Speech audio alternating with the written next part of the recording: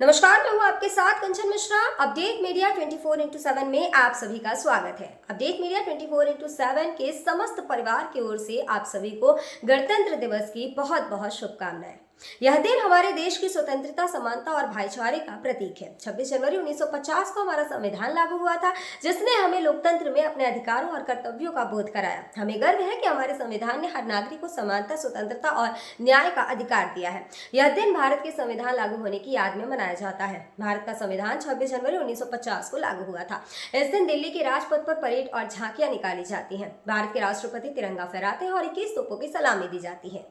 आओ झुककर सलाम करें उन्हें जिनके हिस्से में ये मुकाम आता है। खुशनसीब होता है वो खून जो देश के काम आता है।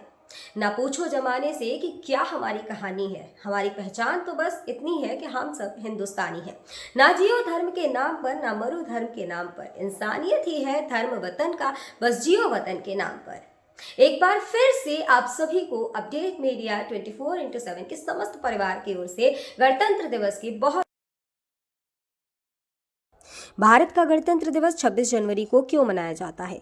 जैसा कि आप जानते हैं कि गणतंत्र दिवस हमारा राष्ट्रीय पर्व है जो 26 जनवरी को मनाया जाता है। हर साल गणतंत्र दिवस के दिन भव्य परेड का योजना बनाया जाता है जो इंडिया गेट से राष्ट्रपति भवन तक होता है। इस परेड के दौरान थल सेना, वायुसेना और नौसेना के जवान शामिल होते हैं। इस परेड के दौरान तीन सेनाओं के प्रमुख राष्ट्रपति को सलामी देते हैं। यही नहीं, इस दिन तीन सेनाएं आधुनिक हथियारों का प्रदर्शन भी करती हैं जो राष्ट्रीय शक्ति का प्रतीक है। लेकिन आप जानते हैं कि गणतंत्र दिवस 26 जनवरी को ही क्यों मनाया जाता है? दरअसल 1950 ईस्वी में मुझे भारत सरकार अधिनियम को हटाकर भारत का संविधान लागू किया गया था। संविधान को लागू करने के लिए 26 जनवरी का दिन इसलिए चुना गया क्योंकि साल 1929 में दिसंबर में लाहौर में भारतीय राष्ट्रीय कांग्रेस का अधिवेशन पंडित जवाहरलाल नेहरू की अध्यक्षता में हुआ था। इस अधिवेशन में प्रस्ताव पारित कर इस बात की घोषणा की गई कि यदि अंग्रेज सरकार द्वारा 26 जनवरी 1930 तक भारत को स्वतंत्र देश का दर्जा नहीं दिया गया तो भारत को पूर्ण रूप से स्वतंत्र देश घोषित कर दिया जाएगा। जब अंग्रेज सरकार ने कुछ नहीं किया तब कांग्रेस ने 26 जनवरी 1930 को भारत को पूर्ण स्वराज घोषित कर दिया। 26 जनवरी 1950 के दिन सुबह 10:18 पर भारत एक गणतंत्र बना। इसके 6 मिनट बाद 10:24 पे राजेंद्र प्रसाद ने भारत के पहले राष्ट्रपति के रूप में शपथ ली। इस दिन पहली बार बतौर राष्ट्रपति डॉक्टर राजेंद्र प्रसाद बग्घी पर बैठकर राष्ट्रपति भवन से निकले थे। इस दिन पहली बार भारतीय सैन्य बल की सलामी ली। पहली बार उन्हें गॉर्ड ऑफ स्वामित्व दिया गया था। गणतंत्र दिवस के दिन भारत में राष्ट्रीय अवकाश भी घोषित किया जाता है। यह हमारे देश के लिए बेहद ही खास पर्व है। साथ ही यह हमारे लिए बेहद ही गर्व का विषय है कि हमारे राष्ट्र को एक गणराज्य के रूप में स्थापित हुए 76 वर्ष पूरे हो चुके हैं। देश की संप्रभुता और एकीकरण को दर्शाने वाला यह त्योहार हर भारतीय के मन में देशभक्ति की भावना का संचार करता है। 26 जनवरी 1950 21 तोपों की सलामी के साथ तिरंगा फहराते हुए राष्ट्रपति डॉक्टर राजेंद्र प्रसाद ने स्वतंत्र भारत का स्वनिर्मित संविधान लागू किया। भारत के नए युग की शुरुआत के साक्षी देशवासियों सहित सी गोपालाचारी, जवाहरलाल नेहरू, सरदार पटेल जैसे गणमान्य बने। मात्र 3 साल पहले आजादी की सुबह देखने वाले देश ने अपना संविधान बनाकर विश्व को अपनी संप्रभुता का परिचय दिया। हालांकि ये डगर इतनी आसान नहीं थी। इतिहास के पन्नों को टटोले तो मालूम होता है कि स्वराज के साथ ही अपने संविधान, हक और हुकूम की लड़ाई बेहद चुनौती भरी थी। दरअसल अंग्रेजों की गुलामी से त्रस्त देशवासियों को प्रथम विश्व युद्ध के दौरान एक सुनहरा अवसर हाथ लगा जब ब्रिटेन की ओर से मदद की गुहार लगाई गई। भारतीयों ने सहर्ष प्रस्ताव स्वीकार किया और वर्ल्ड वॉर में ब्रिटेन के साथ खड़े नजर आए। यह उद्देश्य के साथ कि उन्हें आगे चलकर अंग्रेजों की हुकूमत से आजादी मिल जाएगी। लेकिन एक बार फिर अंग्रेज अपनी बात से पलटते नजर आए और आजादी के बदले लेकर आए भारत सरकार अधिनियम 1919। इस अधिनियम का असर ये रहा कि देश के कुछ बड़े प्रांत में दोहरी शासन प्रणाली व्यवस्था लागू हुई। इसके तहत स्वास्थ्य, शिक्षा, कृषि जैसे विषयों को भारतीय मंत्रियों के सम्मुख सौंप दिया गया था। वहीं दूसरी तरफ से सैन्य, रक्षा और विदेशी मसले जैसे अहम मुद्दे वायसराय के अधिकार क्षेत्र में रहे। इसके अनुरूप भारतीयों को यह आश्वासन दिया गया कि इस अधिनियम से पड़ने वाले प्रभावों का विषय में भविष्य में आकलन किया जाएगा। अंग्रेजों के इसी कदम ने जमीन तैयार की साइमन कमीशन की। जो साल 1928 में भारत की धरती पर दाखिल हुआ। साइमन कमीशन ने बड़े ही नाटकीय अंदाज में संवैधानिक सुधारों की समीक्षा कर अपनी रिपोर्ट तैयार की। लेकिन अब समय बदल गया है। अब देशवासी अंग्रेजों के बहकावे में नहीं आने वाले थे, क्योंकि स्वराज के साथ साथ अपने संविधान की मांग भी धीरे धीरे देशवासियों के मन में परवान चढ़ने लगी थी। साइमन कमीशन रिपोर्ट के बाद देश भर में जमकर आंदोलन हुए। इसे शांत करने के लिए ब्रिटिश सरकार ने राउंड टेबल कॉन्फ्रेंस का आयोजन किया। हालांकि देश के सभी वर्ग के नेता इसमें शामिल नहीं थे, इसलिए ये एक असफल प्रयास सिद्ध हुआ। लेकिन जहां एक तरफ ब्रिटिश हुकूमत भारतीयों के इरादों को एक बार फिर भुलाने के जद्दोजहद में लगी थी, तो वहीं दूसरी तरफ देश के वीर सपूतों ने अपने संविधान का खाका तैयार भी कर लिया था। साल 1928 में मोतीलाल नेहरू सहित 8 कांग्रेस नेताओं ने एक संविधान का मसूदा तैयार किया, जिसकी नींव 1921 में भारतीय राष्ट्रीय कांग्रेस के कराची अधिवेशन में तय की गई थी। इस तरह स्वतंत्र भारत के संविधान की रूपरेखा सजने लगी थी। समय का पहिया आगे बढ़ता गया। फिर आया गवर्नमेंट ऑफ इंडिया एक्ट 1935, जिसे हमारे संविधान का संरचनात्मक आधार कहा जाता है। दूसरे शब्दों में कहें तो यह एक फाउंडेशन बन गया, जिसके ऊपर मौजूदा संविधान की भव्य इमारत खड़ी हो गई। एक्ट 1935 भारत के लिए आज़ादी की सुगबुगाहट के साथ आया, लेकिन आज़ादी की आहट के साथ मुस्लिम लीग और कांग्रेस के बीच मतभेदों की खाई गहरी होती जा रही थी। दोनों के बीच तल्खियां इतनी बढ़ चुकी थी कि बुनियादी मुद्दों पर भी समझौते की गूंज तक नहीं रही थी। हालांकि इन सभी विवादों से आगे बढ़ते हुए भारतीय नेता अपने लक्ष्य की ओर बढ़ रहे थे। दूसरे विश्व युद्ध के दौरान 1945 में सभी पार्टियों की सहमति से संविधान का प्रारूप तैयार कर लिया गया था, जिसे सार्वभौमिक वयस्क फ्रेंचाइजी स्वतंत्रता और समानता के साथ अल्पसंख्यकों के अधिकारों की रक्षा का विशेष ध्यान रखा गया था। इसके साथ ही भारत छोड़ो आंदोलन और आजाद हिंद फौज की निर्भीकता ने अंग्रेजों ने भारत में अनंत काल तक राज करने का सपना चूर चूर कर दिया था। जैसे जैसे भारतीय राष्ट्रीय आंदोलन जोर पकड़ता गया, ब्रिटिश हुकूमत पर संविधान निर्माण के लिए संविधान सभा के गठन का दबाव भी बढ़ता गया। इस गहमा गहमी के बीच आखिरकार 9 दिसंबर 1946 में नई दिल्ली के संवैधानिक हॉल में संविधान सभा की पहली बैठक हुई, जिसमें महात्मा गांधी को छोड़कर उस वक्त के राष्ट्रीय आंदोलन से जुड़ी करीब हर बड़ी शख्सियत शामिल थी, जिसका मुस्लिम लीग ने भारत को 2 हिस्सों में बांटे नए मुल्क पाकिस्तान की मांग को लेकर बैठक का बहिष्कार किया। लिहाजा पहली बैठक में कुल 207 सदस्यों ने हिस्सा लिया, जहां सभा के सबसे वरिष्ठ सदस्य डॉक्टर सच्चिदानंद सिन्हा को सभा का अस्थायी सदस्य चुना गया। हालांकि 2 दिन बाद 11 दिसंबर को डॉक्टर राजेंद्र प्रसाद सभा के अध्यक्ष निर्वाचित हुए और डॉक्टर एच.सी. मुखर्जी और वी.टी. कृष्णमाचारी को सभा का उपाध्यक्ष बनाया गया।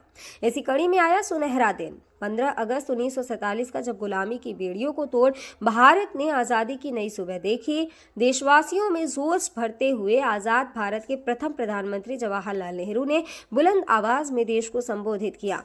इतिहास के पन्नों में यह भाषण ट्रस्ट विद डेस्टिनी नाम से दर्ज हुआ। इसके साथ ही तेज हुई संविधान निर्माण की प्रक्रिया। आज़ादी के बाद चुनौतियों में इजाफा हुआ। संविधान पर सामग्री की कमी थी, लेकिन उसका सही चयन और उचित व्याख्या का काम बहुत जटिल था।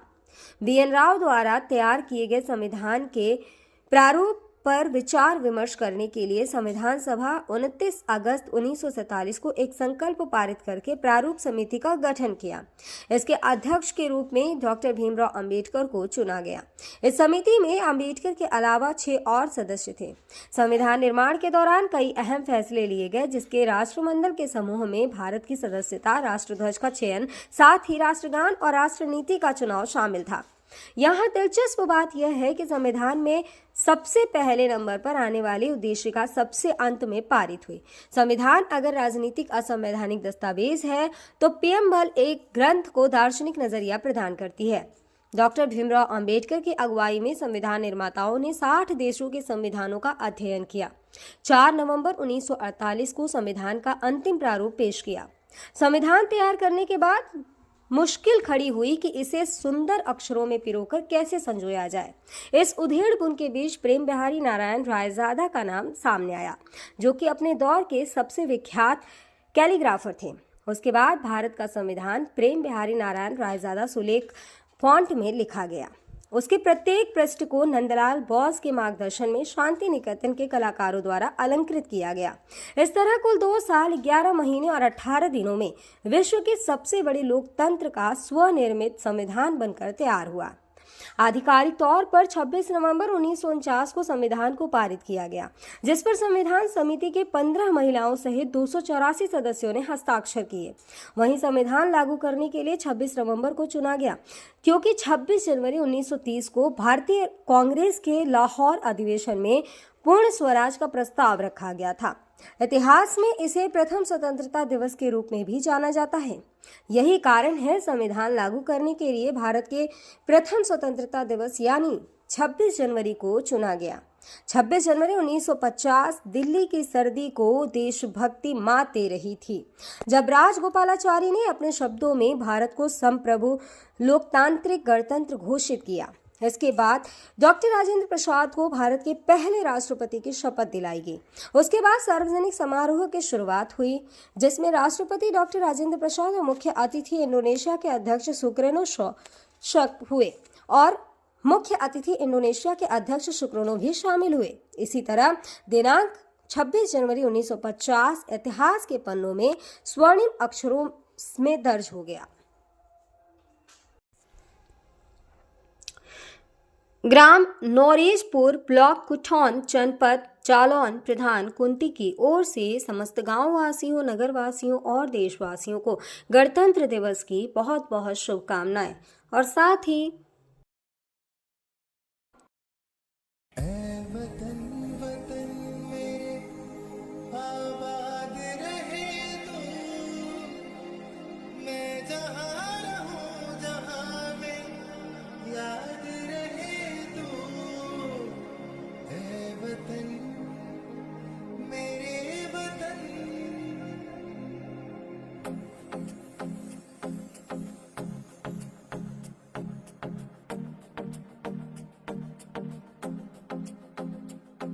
मेरा रंग दे,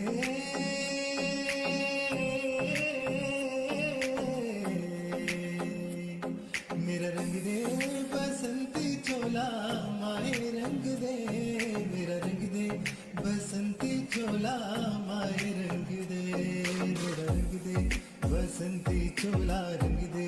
भारत में एक और बीमारी ने दस्तक दे दी है। ये बीमारी है HMPV। चीन के बाद अब भारत में भी HMPV ने दस्तक दे दी है। भारत में HMPV के 2 केसेस मिले हैं, जिसके बाद लोगों के मन में डर और सवाल पैदा हो गए हैं। सवाल ये कि HMPV वायरस क्या है, HMPV वायरस के लक्षण क्या है, HMPV वायरस से कैसे करें बचाव और क्या HMPV कोई नया वायरस है। अगर आपके मन में भी ये सवाल है तो यहाँ आपको हर सवाल के जवाब मिल जाएंगे। चीन में ह्यूमन मेटान्यूमो वायरस की वजह से वायरल बुखार श्वसन संक्रमण के बड़े मामले सामने आ रहे हैं। कर्नाटक में 2 मामले सामने आए हैं, जिनमें बेंगलुरु में भी 8 महीने की बच्ची में इस वायरस के संक्रमण का मामला सामने आया है। अब सवाल ये है कि आखिर HMPV क्या है। HMPV यानी ह्यूमन मेटान्यूमो वायरस एक श्वसन वायरस है जो फ्लू जैसे लक्षण पैदा करता है। अब निचले और ऊपरी श्वसन संक्रमण जैसे सर्दी का कारण बनता है। यह एक मौसमी बीमारी है जो आमतौर पर सर्दियों और शुरुआती वसंत में होती है, जो RSV यानी रेस्पिरेटरी सिंसिटियल वायरस और फ्लू के समान होते हैं। इससे बचाव के लिए HMPV आमतौर पर बच्चों में ही डिटेक्ट होता है। सभी फ्लू सैंपल में से 0.7 फेज में HMPV होते हैं। इसके लक्षण है कि HMPV वायरस को ह्यूमन मेटान्यूमो वायरस या ह्यूमो वायरस कहते हैं, जिसके लक्षण काफ़ी हद तक सामान्य सर्दी जुकाम के समान होते हैं। सामान्य मामलों में यह खांसी या गले में घरघराहट, नाक बहने या गले में खराश का कारण बनता है। छोटे बच्चों या बुजुर्गों में HMPV का संक्रमण गंभीर हो सकता है। कमज़ोर ह्यूमन सिस्टम वाले लोगों में भी ये वायरस गंभीर बीमारी का कारण बन सकता है। कहा जा रहा है कि इस वायरस से संक्रमित मरीजों में सांस लेने में दिक्कत और फ्लू जैसे लक्षण दिखाई दे रहे हैं। इसके इलाज के लिए ज़रूरी है कि इसमें सबसे ज़रूरी होता है कि अगर आपको HMPV के होने का संदेह होता है या इस तरह के कोई लक्षण आपको नज़र आते हैं तो बिना डॉक्टर के सलाह के कोई भी एंटीवायरल दवाओं का इस्तेमाल ना करें। सांस की बीमारी से जुड़े एक्सपर्ट ने लोगों को मानव मेटान्यूमो वायरस से लड़ने के लिए एंटीवायरल दवाओं का आंख बंद कर उपयोग न करने की सलाह दी है। ऐसे में सावधानी बरतें और बिना डॉक्टर के सलाह के कोई भी दवा न लें। फिलहाल इसका कोई टीका अब तक नहीं है। इसके लक्षण जैसा हम पहले ही बता चुके हैं कि सर्दी जुकाम होते हैं। 2023 में England, Britain, Finland, Australia, Canada, America और चीन में HMPV का पता चला था।